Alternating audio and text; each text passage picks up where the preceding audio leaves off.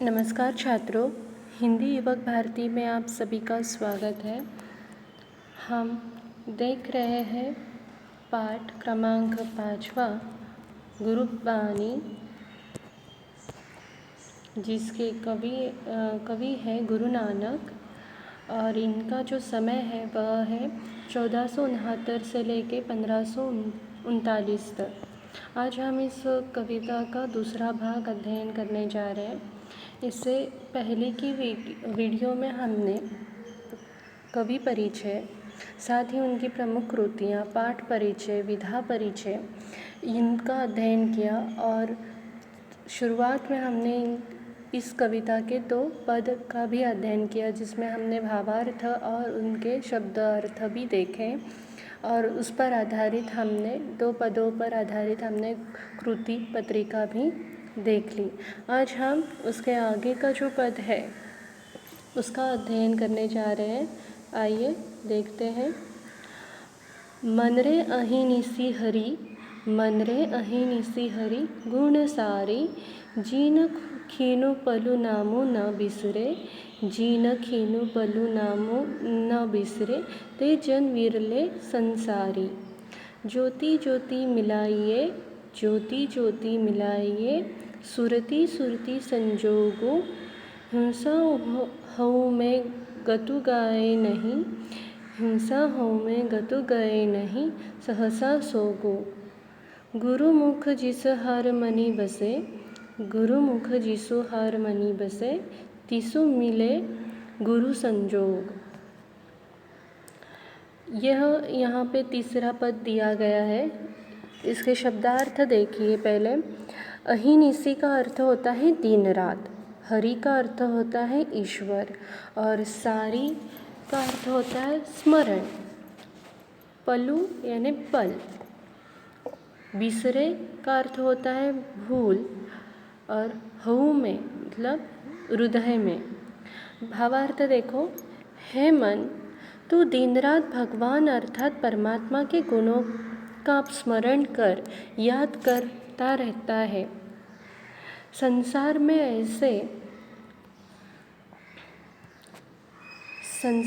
ऐसे लोग विरले ही होते हैं जिन्हें एक क्षण के लिए भी प्रभु का नाम नहीं भूलता। देखो, ऐसे लोग, विरले का अर्थ होता है अनोखे, अलग। ऐसे लोग अनोखे होते हैं जो कभी भी प्रभु का नाम स्मरण करने में कभी भी भूल नहीं करते। वो सतत, वह निरंतर अपने प्रभु की साधना में लीन होते हैं दिन रात। अब यहाँ पे जो गुरु नानक जी वो कहते हैं कि हे मन, अभी अपने आप को ही वो बताते हैं, बोलते हैं कि हे मन, तू दिन रात ध्यान लगाकर ईश्वर का भजन कर। संसार में ऐसे लोग बड़े विरले ही होते हैं जो ईश्वर का नाम कभी नहीं भूलते। अपनी आत्मा की जो ज्योत रहती है, आगे देखो क्या कहते हैं, अपना ध्यान उसी में लगाओ और उसकी ज्योति से अपनी जीवात्मा मिलाकर स्वयं प्रकाशित हो जाओ, अर्थात एकाकार हो जाओ। अपनी आत्मा की जो ज्योति को उस परमात्मा की ज्योति से मिला दो।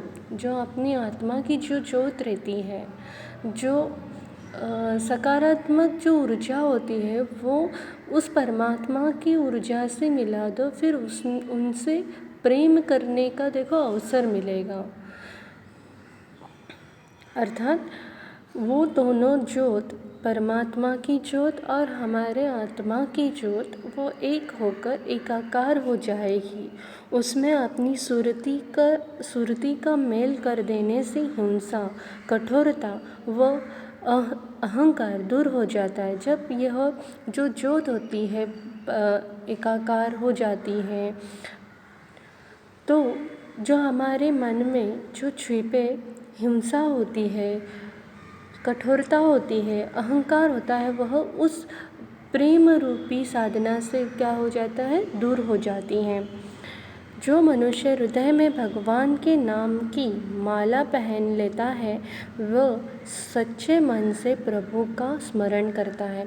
देखो, यहाँ पर कवि का कहने का मतलब है कि सिर्फ ढोंग नहीं करना है, हमें बस हाथों में माला लेकर माला की जो मणियाँ होती हैं वो फेरते नहीं रहनी है, दिखावा नहीं करना है। अर्थात हमें अपने मन में प्रभु के नाम की जो माला है वह जपनी चाहिए, उसका स्मरण करते रहना चाहिए, तभी हमें प्रभु का स्मरण हो जाएगा। सच्चे मन से हम प्रभु की साधना कर पाएंगे।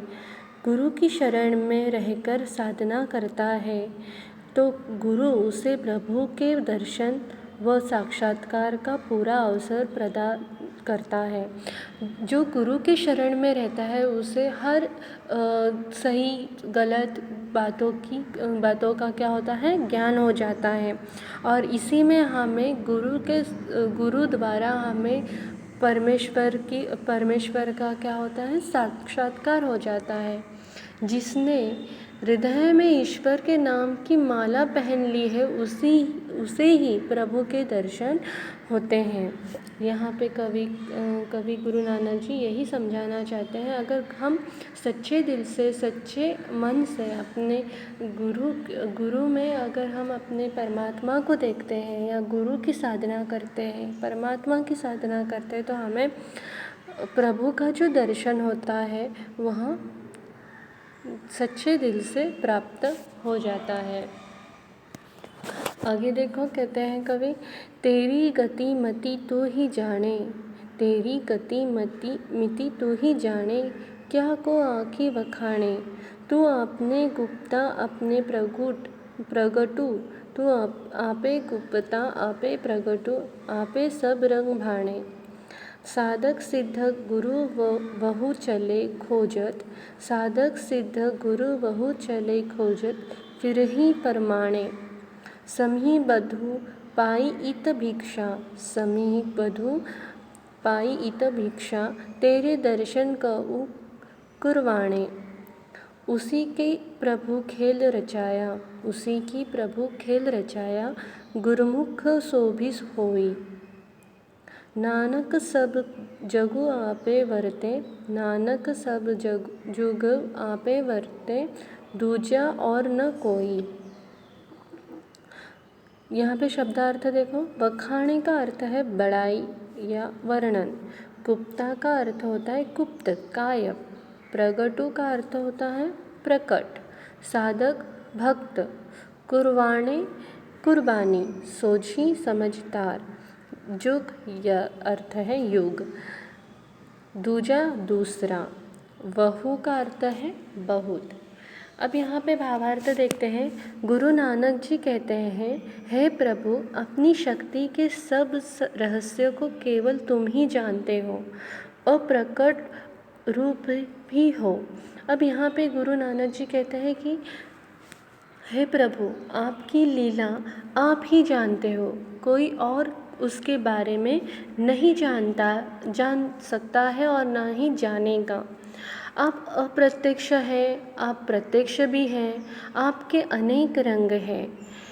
अनेक साधक सिद्ध योगी गुरु व शिष्य आपको ढूंढते फिरते हैं।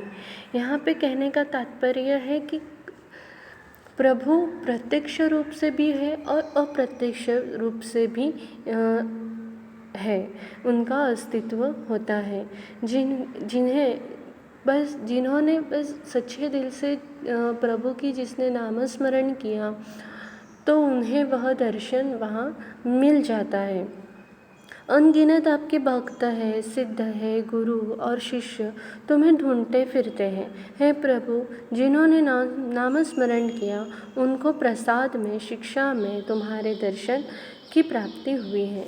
मैंने अभी थोड़ी देर पहले बताई कि जिन्होंने सच्चे दिल से प्रभु की अर्चना की, प्रभु की साधना की, उन्हें वह दर्शन देने शिक्षा रूप में अर्थात प्रसाद के रूप में उन्हें वह दर्शन प्राप्त हो जाते हैं। तुम्हारे इस संसार के केवल कोई गुरुमुख ही समझ सकता है। तुम्हारे इस संसार के केवल जो तुम्हारा जो संसार है, जो सिद्धि है, जो योगी है इस संसार में, वही केवल समझ सकते हैं जिन्होंने ईश्वर का रचाया हुआ खेल है जिसे केवल गुरुमुख ही समझ सकता है। अर्थात गुरु की शरण में रहने वाला भक्त ही समझ सकता है। गुरु देखो, यहाँ पे कबीर का एक दोहा है, गुरु गोविंद दोहु खड़े काके लागू पार।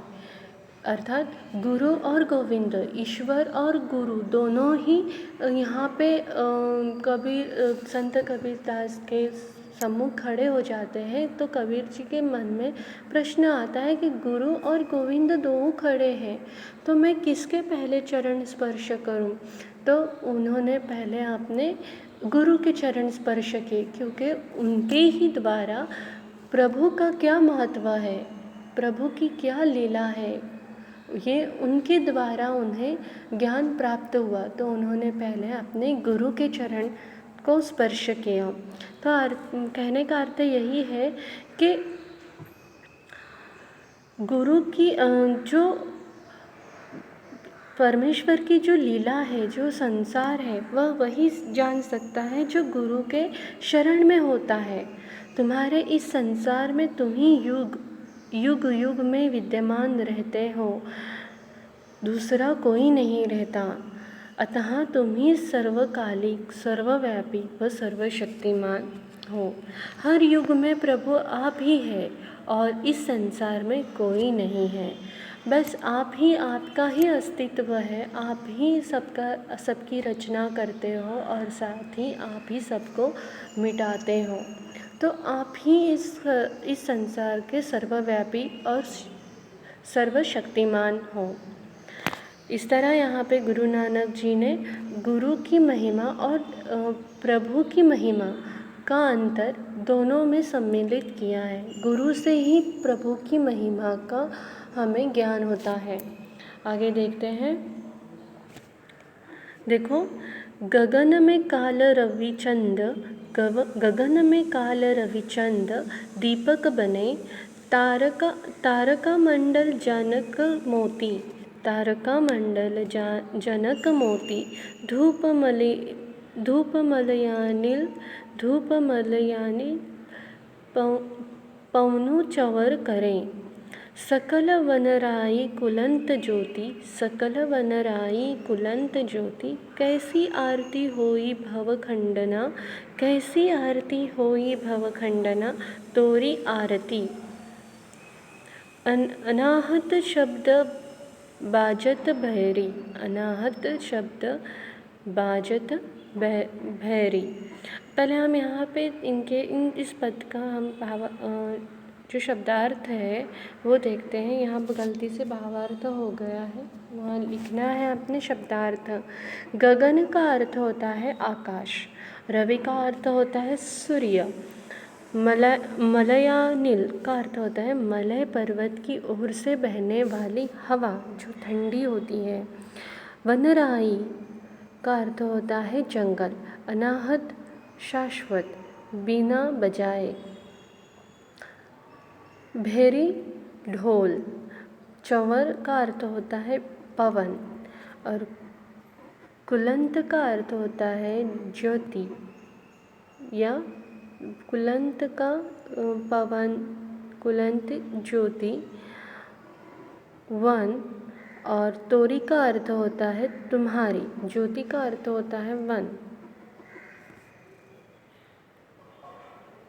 अब यहाँ पे देखो, यहाँ बहुत ही सुंदर ढंग से यहाँ पे गुरु नानक जी ने अपना पद लिखा है कि कहते हैं, हे पंडित।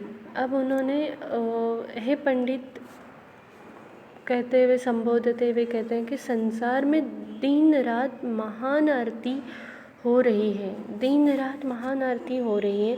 आकाश रूपी आरती के थाली में सूर्य और चंद्र दीपक के समान जल रहे हैं। अब देखो, यहाँ पे दिन रात आरती हो रही है।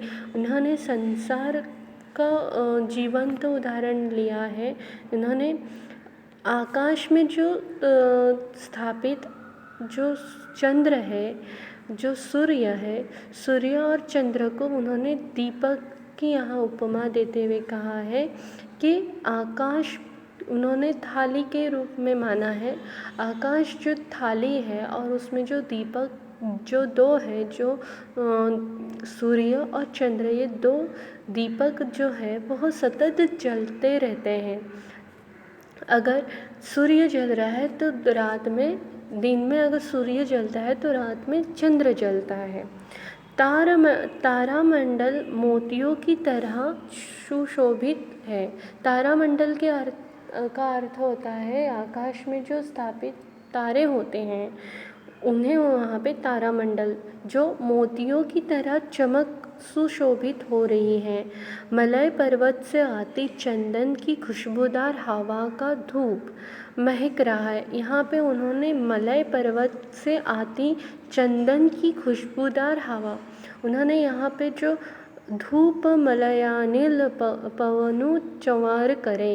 अब यहाँ पे देखो, जो आरती में जो हम धूप डालते हैं, उन्होंने यहाँ पे कहा है कि जो खुशबूदार चंदन की जो खुशबूदार हवा है वह मलय पर्वत से आ रही है।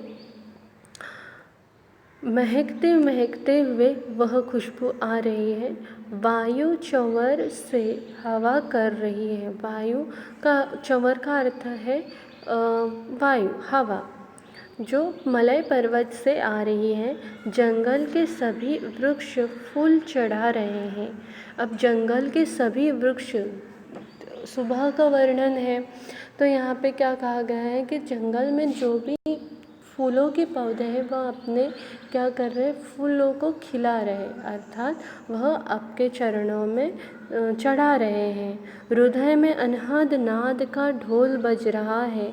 हे मनुष्य, इस महान आरती के होते हुए तेरी आरती की क्या आवश्यकता है। यहाँ पे नानक गुरु जी कहते हैं कि हम जो मंदिरों में जाकर पूजा अर्चना करते हैं उससे क्या होगा, जो वास्तव में ही संसार में जो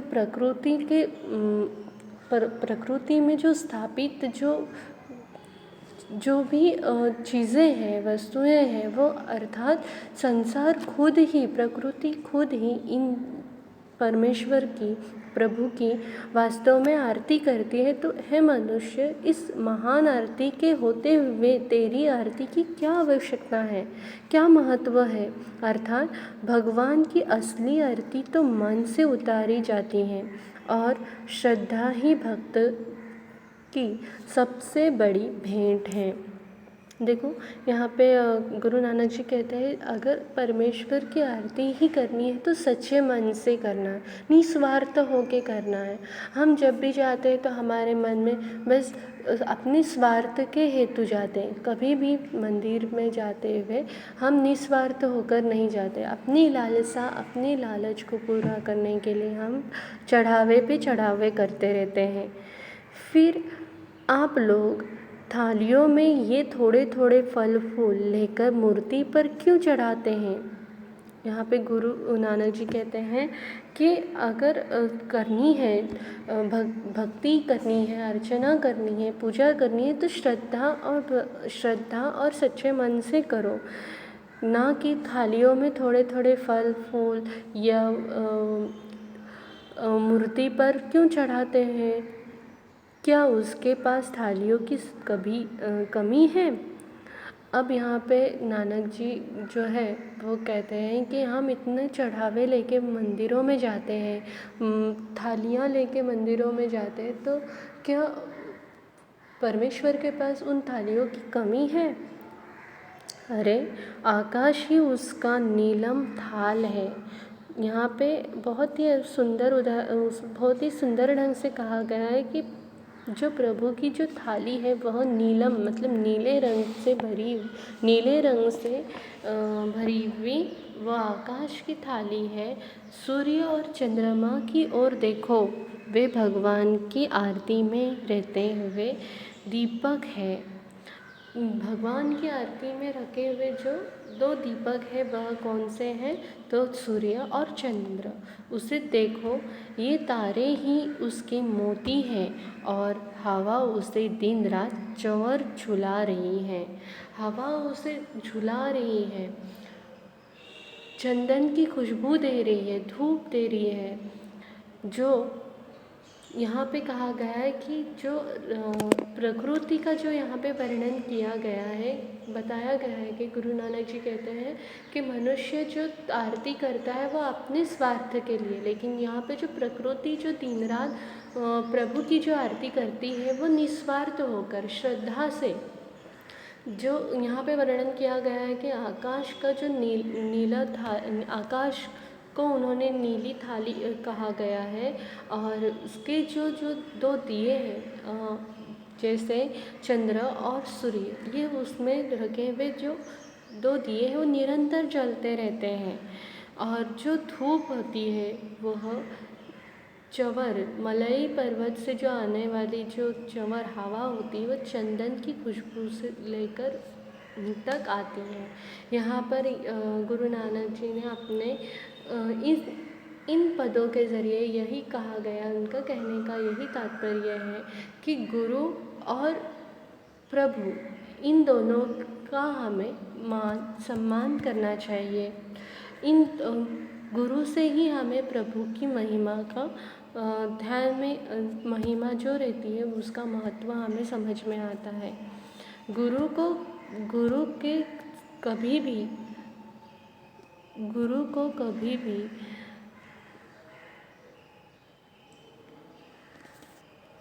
गुरु का हमें सम्मान करना चाहिए। इस पर आधारित कृति दी गई है। कृति पत्रिका देखो, पद्यांश पढ़कर दी गई सूचनाओं के अनुसार कृतियाँ कीजिए। पहली कृति है संजाल पूर्ण कीजिए। ईश्वर को ढूंढते फिरते हैं। कौन ढूंढते फिरते हैं? आपने लिखना है साधक, सिद्ध, गुरु और शिष्य। कृति पूर्ण कीजिए। दूसरा देखो, आकाश के दीप कौन से हैं? तो चंद्र और रवि, सूर्य। संसार में दिन रात होती महान आरती में। अब देखो, संसार में दिन रात होती है महान आरती कौन सी है, वो आपने लिखना है। यहाँ पे शब्द संपदा में दान, दया, गुण, अंतर। दान क्या आएगा? इसका प्रत्यय लगाकर लिखना है, प्रत्यय युक्त शब्द। दान में दया दयावान आएगा, गुण गुणवान, अंतर आंतरिक। उसके बाद देखो, ये सभी बन गए हैं। रविचंद्र क्या बन गया है? आपको इसमें लिखना है। तारका मंडल क्या बन गई है? वो लिखना है। मलयानिल क्या बन गई है? पवन क्या बन गया है? वन क्या हो गया है? ये आपको लिखना है। संजाल पूर्ण कीजिए। देखो, पद्यांश में आए प्राकृतिक घटक। प्राकृतिक घटक 8 है, आपको वो भी लिखना है। जैसे एक मैं बताती हूँ, गगन, रवि। अब ये प्राकृतिक घटक है, आप उस हिसाब से आपको लिखना है। जैसे रविचंद्र क्या बन गया है? दीपक बन गया है। तारक मंडल मोती बन गया है। मलयाने धूप बन गई है। तो पवन क्या और वन कुलंत ज्योति बन गई है। इस पर आधारित शब्द संपदा देखो। निम्नलिखित शब्दों के लिए एक शब्द लिखिए, गायब।